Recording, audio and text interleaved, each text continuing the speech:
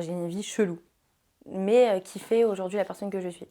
C'est-à-dire que mon papa était un homme d'affaires, donc il voyageait un peu partout. Je suis née sans faire exprès en Russie, parce que mon père était en Russie à ce moment-là, mais j'étais directement amenée en France pour avoir les passeports français, là. Et ensuite, du coup, mon papa était en Russie, dans ses affaires. Nous, avec ma mère, on a décidé de s'installer en France un peu pour le temps que je grandis. Puis on est parti aux États-Unis. Des États-Unis, on est reparti en France, à Paris. À Paris, à l'âge de 12 ans et demi, j'ai vécu une opération chirurgicale du cœur. J'avais une malformation cardiaque. Du coup, ah oui, j'étais dans des écoles religieuses toute mon enfance. Et religieuses, genre orthodoxes, juifs, trucs et tout. Et j'avais genre, je dormais la nuit avec des photos du rabbi sous mon oreiller. J'avais peur, en fait. La religion m'instaurait la peur. La confiance et tout, mais je mangeais un truc pas caché sans faire exprès. Vous voyez ce que je veux dire? J'étais comme ça. Et en fait, j'étais tellement dans l'excès que le jour où je me suis fait opérer du cœur, je me suis rendu compte, et c'est ce qui a fait ce que je suis aujourd'hui, que la vie, elle est courte, que la vie, elle est belle, que grâce à Dieu, ma famille, elle est en bonne santé. Que grâce à Dieu, je suis en bonne santé. Je suis pas moche. J'arrive à faire des choses. J'ai un cerveau. Et ben pourquoi est-ce que je vais aller me casser le cul à devoir pas manger ci, pas manger ça? Non, moi je crois en la loi de l'univers. Je sens que Dieu, il est là. Je sens que le bien que je donne aux gens, je le reçois par amour. En fait, Dieu, il veut notre bien. Et s'il y a des lois dans la religion, c'est parce que certaines personnes sont peut-être mauvaises à l'intérieur. Mais quand tu es quelqu'un de gentil et que tu fais du bien autour de toi, tout te revient. Donc je ne suis plus aujourd'hui, je suis juive, mais je ne pratique rien du tout.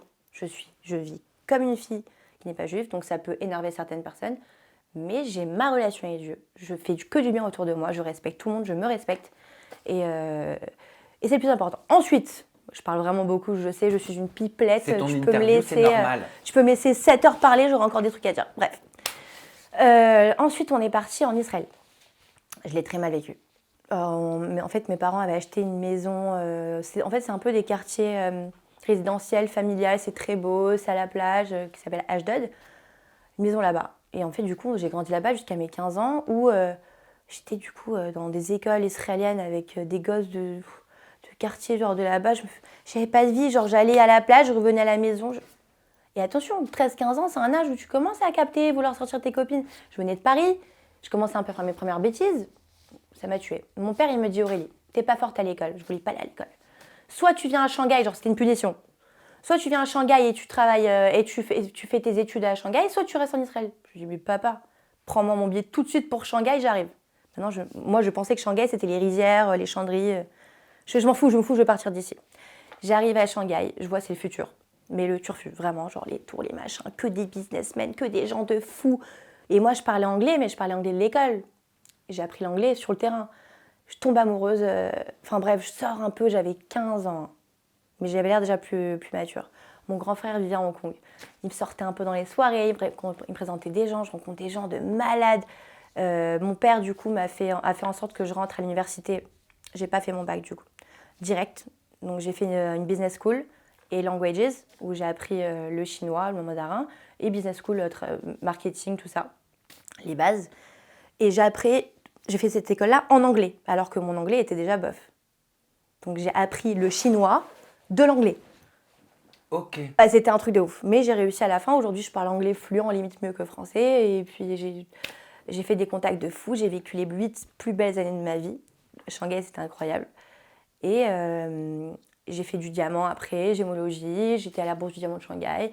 Non, franchement, j'étais une petite businesswoman, mais je gagnais mes 4 000 € par mois et j'avais pas de vie. Il fallait que le matin, j'aille à 8 h, que je rentrais à 9 h. Je voyageais entre Pékin et Hong Kong et Shenyang. Et je voyais des Chinois, des businessmen tous les jours à leur vendre des diamants. Puis j'avais pas de vie. Et je voyais ces trucs que je disais tout à l'heure. Je voyais ces trucs de télé-réalité. Je disais: putain, mais eux, ils kiffent. Ils partent en vacances avec des copains. Et j'ai toujours eu ce petit truc, franchement, ouais, j'aime bien, moi, les photos, les trucs. J'aime bien, moi, être exposée. Je l'assume. Et je dis: ah là, j'aimerais trop faire ça, mais c'est trop loin, t'as compris? Moi, je suis en Chine, jamais. Et bref, du coup, je pars de Shanghai parce que mon papa a eu des problèmes là-bas. On a dû tous partir, toute la famille. On a déposé le bilan, machin. On est rentré dans une maison qu'on avait achetée en Israël. Et mon papa, je vais vous le dire, était en prison du coup en Chine. Il n'a rien fait de mal. Il s'est fait arnaquer par son associé. Et en Chine, en fait, quand t'es chinois, même si tu as tort, tu gagnes toujours le procès. Donc mon père s'est retrouvé arnaqué en prison. Il m'interdisait de faire de la télé-réalité. C'était pour lui impossible. Je l'ai fait parce qu'on était dans une galère financière et que je me suis dit peut-être que ça va me faire gagner de l'argent. Peut-être que ça va être une bonne chose. Je vais me respecter. Je vais faire attention et c'est aussi pour ça qu'on me voit très dans la retenue dans l'émission. Je comprends mieux pourquoi ta première télé a été difficile pour toi. C'était très difficile. Je ne voulais pas m'assimiler à eux. Pour moi, j'ai besoin de garder une image pour mon père. Pour moi-même. Après, mon image est très étrange aussi, c'est parce que je suis beaucoup plus ouf que ça, quoi. C'est tout. J'osais rien faire. Et mon papa est sorti de prison. Il est venu, la diffusion est sortie et mon père, il m'a dit, franchement, il sait pas un papa pour sa fille. Il est resté combien de temps en prison? 1 an. Et il s'est échappé par le Laos et tout, on est venu le chercher, genre c'était horrible. Mais nous, on pensait qu'il était mort. Tu vois, on s'est dit, on n'a pas de nouvelles. En Chine, c'est des fous. Il mangeait du riz avec des mouches. Il a 70 ans, mon père. C'est un homme très respecté. En Chine, on lui faisait le tapis rouge.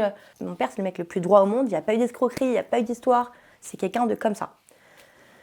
Et du coup, bref, mon papa sort de prison. Il nous toque à la porte un jour. On était touchés, larmes aux yeux. Et je dis, papa, écoute, faut que je te parle. J'ai fait de la télé-réalité. Ma fille, moi. Tu connais pas Papa Morgan. Il a très mal pris. Il est très dur. Il a vu l'émission. Il te dira jamais, je suis fière de toi, ma fille. Mais il m'a regardé, il m'a dit, ok, classe, propre, je connais mon père, tac, nan, nan. Papa, je vais refaire une télé. Tu fais ce que tu veux, ma fille. Et à partir de ce moment-là, il m'a laissé faire ce que je voulais. Mon papa voulait que je travaille avec lui, à ses côtés, que je sois diamantaire, que je gagne mes 4 000 € par mois et que je ferme ma gueule. Moi, j'ai toujours vu plus grand. Et d'où mon projet. En fait, oui, moi, c'est vrai, moi, je veux être sur Forbes Under sortie.